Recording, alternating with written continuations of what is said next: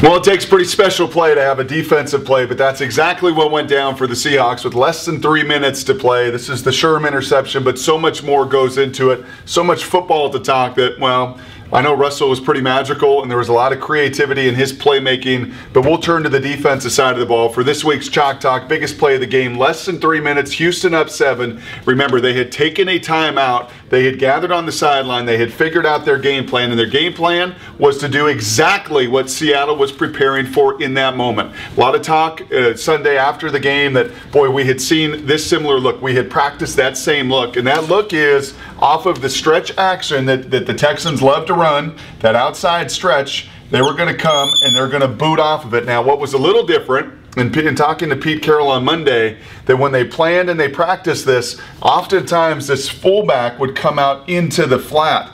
And that's where the awareness of these secondary players, especially Richard, had to be to make that tackle to stop the third down. Instead, well, they're going to go 2 back, and they're going to run that stretch action. They're going to bring the tight end over. They're going to take Andre Johnson to clear it out, and they're going to hope they can sell Sherman enough and this group enough and their eyes enough that they can throw to the H-back tight end in the flat.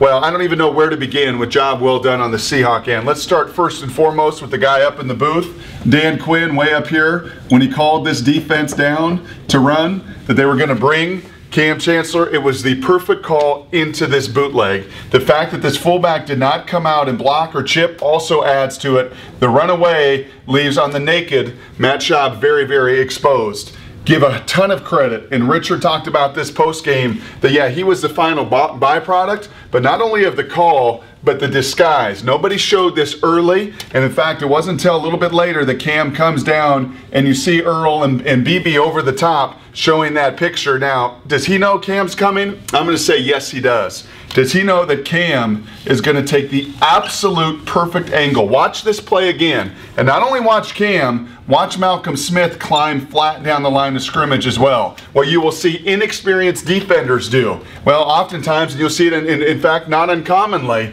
that they will get in each other's path to the blitzer, to the blitz, that they will bump into each other. If there was any hesitation whatsoever, if Cam does not get dead to his spot, if he does not have the depth on his blitz, that when Mr. Schaub turns around, they meet right there, that play and that throw doesn't happen. If Schaub's able to avoid it all, he's going to sail it. Instead, as I said, Malcolm takes a perfect flat angle, gets out of the way, lets Cam do his thing. 3 years ago, does Cam target that blitz as well as he does? I don't think he does. But he gets exactly to the right landmark, so when Schaub comes out, Cam is right in his face, and then ultimately, obviously, the best corner in the game is watching the whole thing go down. Watch Richard Sherman see this play evolve. You know, he said a couple weeks ago, actually Paul Moyer said a couple weeks ago, there's about 8 or 10 different concepts as a corner that you've got to be aware of. In this moment, Richard Sherman was thinking what? Thinking boot. Was thinking secondly, well, there's got to be a flat component to it. If they're going to run boot, it's going to be the fullback or it's going to be this H-back, and I'm not going to buy what he's selling. I'm not going to overreact to that inside move. I'm going to sit on his outside shoulder. He's going to pivot right back to me, and even losing a shoe, well, I'm going to make that catch. I'm going to go 6. I'm going to tie this game up, and then ultimately take it for the big win in overtime.